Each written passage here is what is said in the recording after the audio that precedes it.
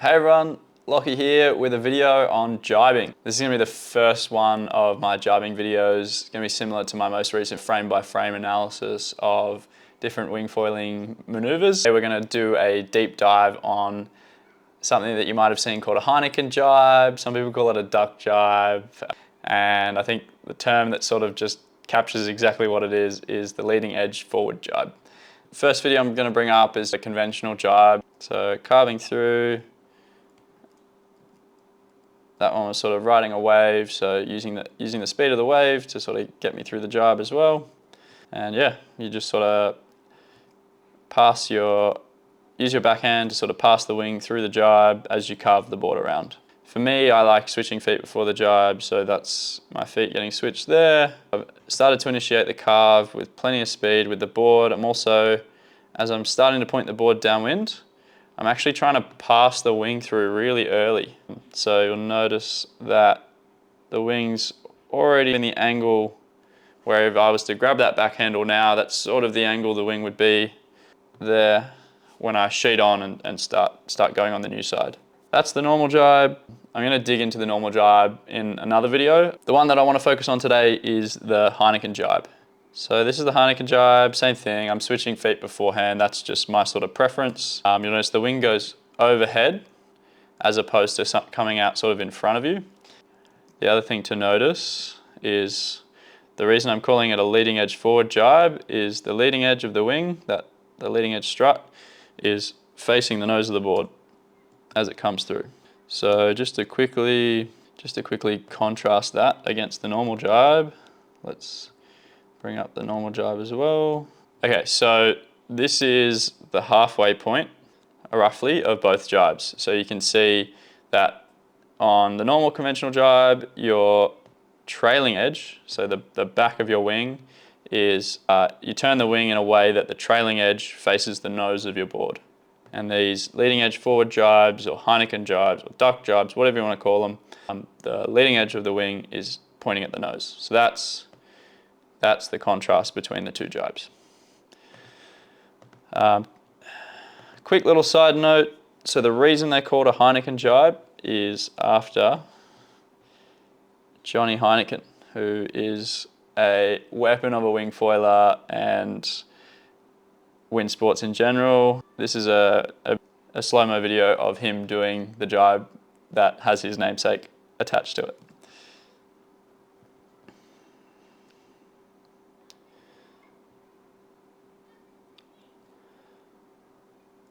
So you can see it looks a little bit different to the jibe that I'm showing today. My jibe sort of stays a bit more overhead. The wing's more of a horizontal as opposed to like a vertical position.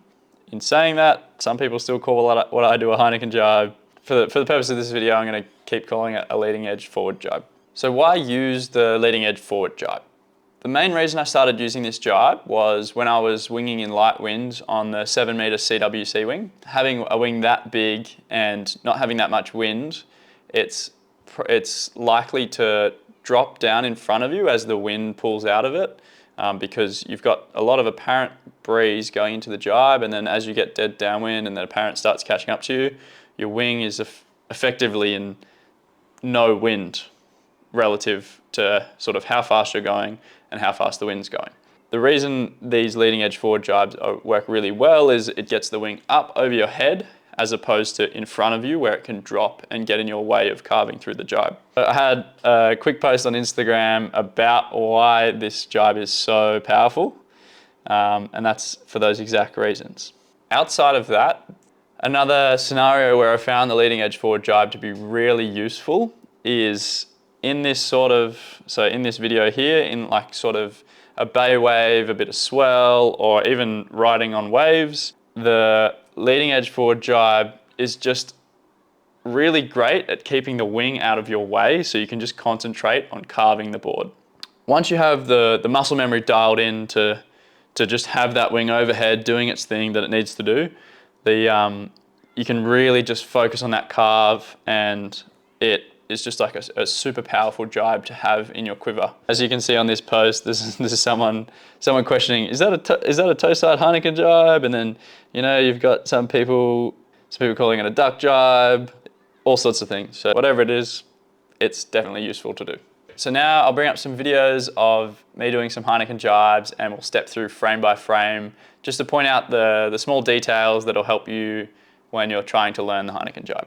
So watch this one through, switch feet, leading edge points at the nose as we pass through, and pretty strong carve out of that one. So this was in a bit of breeze. It was probably about 15, 18 knots potentially. A bit of chop there as well, as you can see. I'm riding the 5.5 meter Strike V3, the Eagle 690, and on a 75 litre board on a 105 mast. So as we step through, you can see I go from having the wing in a normal riding position to sort of starting to roll the board downwind starting to bear away.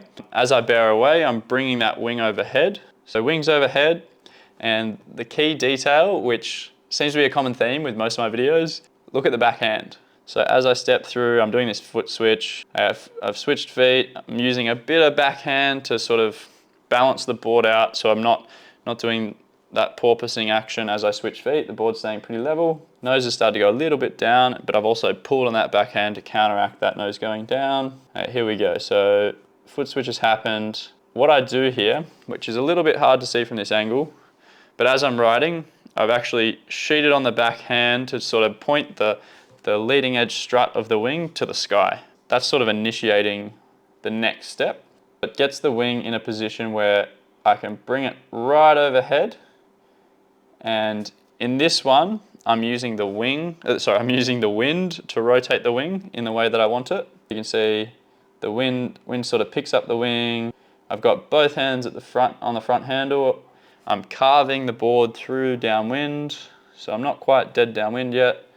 The wind was sort of lined up with the waves here, so it's kind of handy. You can see as I get through, now I'm pointing downwind, and the wing has caught the wind on that sort of center strut, and that center strut's getting pushed around by the wind. So I've managed to fully carve through the wind, downwind, without having to have my wing in the way. And then as I exit, I can really lean over, I can really lean on that wing and power through out of the jibe. Okay, that was the first example. That was a bit of a windier one. We're gonna look at one in very, very light wind. So this was up at the Mile Lakes in New South Wales on the 7 meter CWC, the same foil, the 690 foil, 105 mast and the 75 litre board. The rest of these videos will also be that foil, that board. It's just the wing that changes. So you can see here, I've done that same thing where I've pointed that leading edge towards the sky. So there you go. The backhand punches out in front of me, but that's in preparation for it to get pulled up behind my head. So up, up, up, and you'll see that I'm winging along, and then I'm like bringing my backhand behind my head to sort of throw that wing behind me. So throw that wing behind, and then away we go. And you can see why this is such a powerful jibe for light winds, because that wing is completely out of my way as I'm carving the board through. It's almost as if there's no wing there, I've just got my hands over my head. Okay, so that is the light wind leading edge forward jibe. So coming in with plenty of speed, switch feet, carving the board through, and doing that rotating movement with my backhand. I've got another video that really clearly shows that backhand movement, over exaggerated. So this was down at Mornington. I was getting filmed from the pier, so I'm actually downwind from where the camera was positioned. Same thing, switching feet beforehand. This is on a 4 meter wing. Same sort of thing. It's pretty gusty and windy here, so I wasn't really doing that thing where the strut sort of points towards the sky. But in this, you'll notice that it's really exaggerated the hand movements. There you go. And nasty exit there with the chop. Yeah, this one I wanted to pull up, even though it's an ugly jibe, to just show you what an exaggerated hand movement looks like. You can see there. You can see there that shape that I'm forming. So front hand, and I'm applying some torque to that front hand. So I'm twisting that front hand to also help, and I'm throwing that back handle over my head. It's not needed once you get the movement dialed in, but when you're trying to learn it, that exaggeration of the hand movements will really help. So, there you go, big twist all the way through, and yeah, nasty exit with the rail catching one of the waves. Okay, one more time, and throw it around. There you go. So you'll notice in this one the wing was never really in a neutral position. Like it always had wind filling it, which can be a good thing for racing and that sort of stuff, but it makes it more difficult to throw the wing around, which is why I had to do that really aggressive hand movement, because I never got to that position where the wing felt unloaded. Just really throwing it around, and you can see how much air is in the wing here. You know, it's really open to the breeze there. And throw it around. Let's have a look at another one. I picked this example because it's what happens when the timing is wrong. When you get the timing wrong, the wing won't be filled enough to float. What it'll want to do is it'll want to drop, and you'll have the same thing with the conventional jibe if you get the timing wrong. If you get the conventional jibe wrong with your timing, you'll be trying to carve through and the wing will just drop down in front of you, like right on your nose, and you'll feel like you're gonna like roll over it or you're gonna trip over it. The good thing with the leading edge forward jibe is if you get the timing wrong, all you're gonna do is sort of be wearing your wing as a hat, which is what I ended up doing here. You can see in the trailing edge, we've picked up a bit of breeze, and the trailing edge of the wing dropped. The wind's actually filling the top side of the canopy. As I pull through, I'm trying to like roll the wing with like motorbike handlebars instead of accelerating. I'm doing these ones to try and get the wing to come back around so I can get the wind on the right side and sheet on and exit. From watching the video of this one, it looked like I started the jibe when I didn't have any pressure in the wing.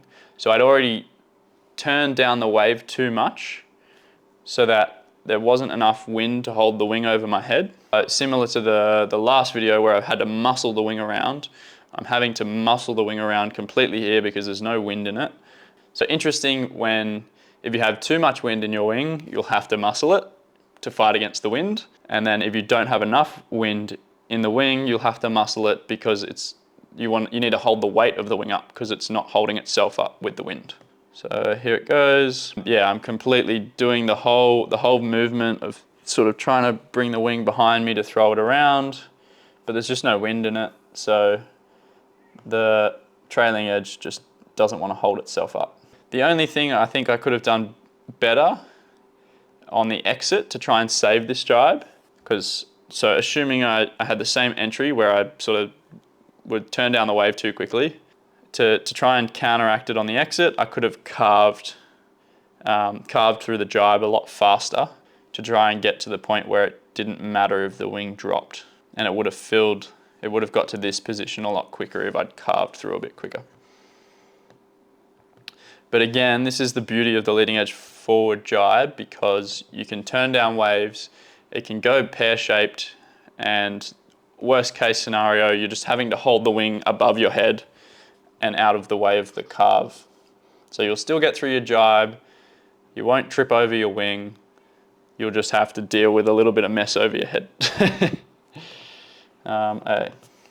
is the last video I had. It's just seeing the jibe from the opposite direction. So here we go, switch feet, there's that movement. You can see I'm getting ready to throw that backhand around, and the trick here is you'll find the minimum amount that you need to throw that backhand around, so that when you let go of the backhand, the wind is going to do the rest. So yeah, there you go, the wind does the rest, and you carve through.